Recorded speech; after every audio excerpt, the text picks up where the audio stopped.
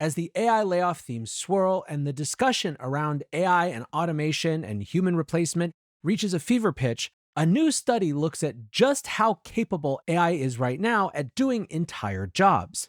The results might surprise you. Welcome back to the Daily Brief.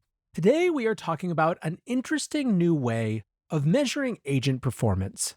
A big theme that we've talked about throughout this year is the need for better benchmarks and evaluations. Right now, the benchmarks and evaluation suites that we get alongside new models are highly academic. They're not really connected to the real world. And that, I think, is part of why people are so hungry for alternatives, like the meter scale that tests the ability of AI to complete tasks at different durations. And yet, even metrics like this one are still pretty theoretical and academic. For example, the default meter scale tests the duration with which a model can complete a task at 50% success rate or 80% success rate. But in the real world, 80 and certainly not 50% success is probably not going to pass muster. Now, of course, this is all the more important as the narrative of AI layoffs starts to scream to the forefront. This fear is based on AI being able to do the work of lots of people, and so whether it actually can is a pretty important question. Now, recently there have been some new efforts explicitly designed to move performance measurement to the real world. You might remember back at the end of September, OpenAI introduced GDPVal. The idea was to create a metric that measured model performance on economically valuable real-world tasks.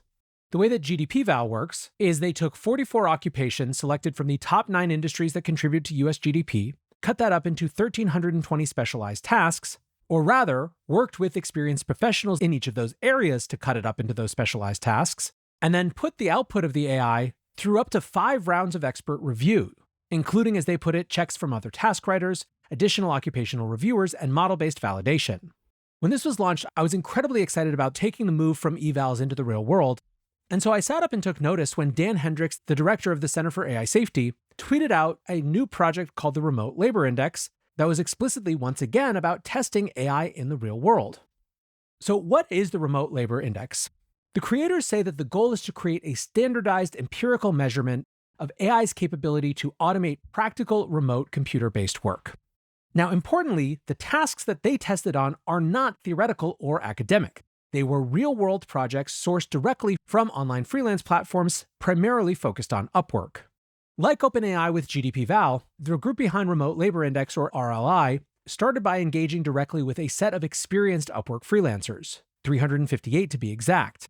The average freelancer in this pool had over 2,300 hours worked and over 23,000 in platform earnings. That may seem small, but a lot of these folks are international and a lot of these jobs are 10 or 15 bucks at a time. The researchers paid the professionals to provide samples of their past completed work, with the goal being that the benchmark is grounded in actual economic transactions. The thing that they were measuring against was projects that real clients defined, commissioned, and paid for. Starting from a pool of 550 potential projects, they ran them through an extensive filtering and cleaning process, removing anything that required physical labor, anything that couldn't be evaluated, or anything that had client interaction like tutoring. The final RLI dataset consisted of 240 unique, high-quality projects, with each project containing a brief, which is the original text document describing the work to be done, the input files, all the assets, data, or documents needed to start, think a voiceover file, a PDF design, a spreadsheet, etc., and then the human deliverable, the final gold standard product that the human professional delivered and got paid for. That, of course, is what the AI's work would be judged against. To get a little bit more of a sense of the projects that were involved, it took human professionals a mean of 28.9 hours to complete each project, with a median of 11.5 hours, meaning that there was fairly big variety in the difficulty. The average project cost $632, with a median of $200, and the projects spanned 23 different categories, with the top being video and animation at 13%, 3D modeling and CAD at 12%, graphic design at 11%, game development at 10%, architecture at 7%, and audio at 10%. And now for the results. In short, the current state-of-the-art AI agents perform near the floor. The top performer was Manus, achieving an automation rate of just 2.5%. What that means is that in a head-to-head comparison, a human evaluator decided the AI's deliverable was at least as good as the human deliverable and would be accepted by a reasonable client only 2.5% of the time.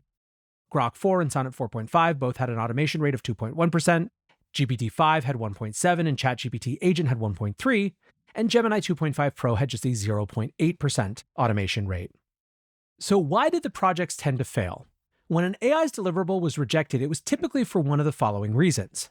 45.6% were rejected for poor quality. In other words, the work was technically done, but it wasn't professionally acceptable. They said that could be anything from childlike drawings to robotic and unnatural voiceovers. For another 35.7% of rejections, it was about incompleteness, where the agent simply failed to finish the job. 17.6% failed for technical and file issues, the AI producing corrupt or empty files, or delivering the work in an unusable format. And 14.8% had inconsistencies, where, for example, the deliverable lacked internal logic. An example of this would be in an architecture project, a house's appearance changing completely across different 3D views. Now, if you're doing the math and quickly realizing that this adds up to more than 100%, certain projects failed for more than one issue. So this is pretty rough, right? Maybe lower than some people would have thought. But I think that there are a bunch of caveats, and the paper makes some of them as well. First of all, there were areas where agents did much better, specifically audio and image-related work, along with writing and data retrieval or web scraping. This isn't surprising given how ubiquitous those types of use cases are with the assistants that we have. The next important caveat is that they saw progress even though the overall rate of automation was low. They used a second metric, an ELO, or relative performance score, to have an additional layer of analysis. They write, for each project, a deliverable from 2 different AIs is presented to human evaluators who judge which deliverable is closer to completing the project successfully. If both agents successfully complete the project, then their deliverables are compared on overall quality. And looking at that, they found that across all projects, AI agents are steadily improving, even if still far below the human baseline. Another thing that I think is fairly positive is the degree of completeness. Frankly, I think I would have expected a higher incomplete rate than 35.7. It feels like a fairly significant Rubicon to be able to get the job completely done, even if it's not good enough. And the other really important thing to note is that this test is not about judging task completion. It is instead about judging an agent's ability to do an entire work stream that a client has defined as a project that might have multiple steps and which is actually worth paying for to them. The paper's authors are very explicit about the choice that they're making here. In other words, it's different than GDPVal. They want a metric of full automation. It's really important for us to remember, as we're discussing the spectrum of autonomy and automation, that it is not always a priori going to be the case that the goal that we have for AI is full automation. There is a whole conversation happening about this right now in the agentic coding world, where the folks who are building those systems are trying to figure out how much to prioritize totally autonomous background work versus speeding up code assistance. I think it's a great attempt, though, frankly, to have something that is exclusively concerning itself with full automation. I think that the authors of the paper are right to identify that we need metrics that actually give us a sense of how fast that level of automation is evolving outside of what is going to be increasingly loud political noise. To some, this means that we should be a little bit calmer when it comes to our doomsday prognostications. Rio Longacre writes, reminder, AI in its current incarnation is great at automating specific tasks, not entire jobs. Anyone who tells you otherwise is either deluded or lying. Obviously, this could change over time, but the current hyperventilating about mass layoffs and a permanent underclass are hyperbolic.